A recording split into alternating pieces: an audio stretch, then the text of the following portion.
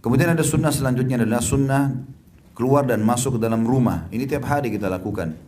Walaupun kita sebagian ulama mengatakan keluar hanya ke halaman, menemui tamu di teras, di kebun belakang, sama saja. Imam Nawawi rahimahullah berkata dianjurkan membaca basmalah, memperbanyak zikir kepada Allah dan agar sering memberi salam. Kalau masalah zikir kepada Allah itu beranjak daripada sabda Rasulullah SAW di dalam hadis sahih riwayat Muslim nomor 2018. إذا دخل الرجل بيته فذكر الله عند دخوله وعند طعامه قال الشيطان لا مبيت لكم ولا عشاء. Apabila seseorang masuk ke dalam rumahnya lalu dia berzikir kepada Allah, apa saja, dia ucapkan salam, dia baca bismillah. Ketika dia masuk dan ketika dia makan di rumahnya, maka syaitan yang ada di sekitar rumahnya berkata pada teman-temannya, tidak ada tempat untuk nginap dan makan malam bagi kalian. Ada riwayat lain yang menjelaskan mengucapkan salam. Siapa yang mengucapkan salam pada saat masuk ke rumahnya? Ada orang, gak ada orang. Teman-teman mungkin ada yang belum menikah misalnya, kemudian dia tinggal di kontrakan sendiri, di kos-kosan sendiri. Dia buka, ucapin salam. Dalam surah An-Nur, Allah SWT jelaskan masalah itu. Fasallimu ala anfusikum tahiyatan min indillah. Salamlah buat diri kalian sebagai kata sambutan yang baik dari Allah. Jadi salam ada orang, gak ada orang, kita dianjurkan tetap ucapkan. Ternyata itu sudah cukup membuat syaitan gak bisa masuk ke rumah kita. Plus lagi mereka tidak bisa mencuri makanan kita. Ya. Dari perlu juga digarisbawahi teman-teman sekalian, yang sering digambarkan di sinetron kita, di film-film, kalau syaitan bisa menembus tembok, menembus pintu, itu dusta besar. Ya. Dusta besar, gak bakal pernah bisa terjadi itu. Ya. Gak ada ceritanya itu kuburan terbuka, pocongnya bisa jalan, datang ke rumah, ketuk-ketuk pintu. Ya.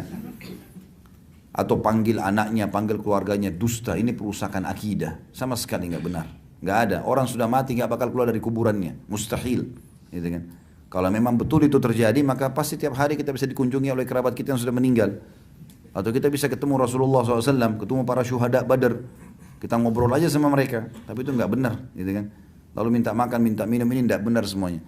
Makanya Nabi SAW juga mengatakan dalam hadis Bukhari, syaitan tidak akan pernah bisa membuka pintu yang sudah ditutup oleh pemilik rumah, dan syaitan tidak akan pernah bisa membuka tutup panci yang sudah ditutup. Mustahil. Jadi nggak mungkin, gitu kan.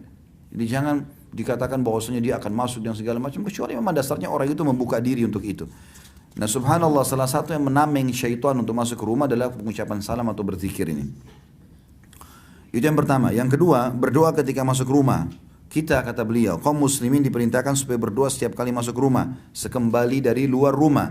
Sunnah dalam hal ini adalah disebutkan dalam hadis Nabi alaihi salatu wassalam, di dalam hadis yang sahih diriwayatkan Abu Daud nomor 5096.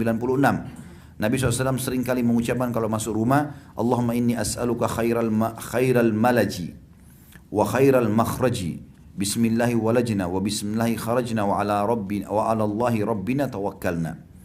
Ya Allah, kepadamu lah aku memohon, ya, kebaikan ketika masuk dan kebaikan ketika keluar, dengan menyebut nama Allah kami masuk dan kami keluar, dan hanya kepada Allah Rabb kami bertawakal.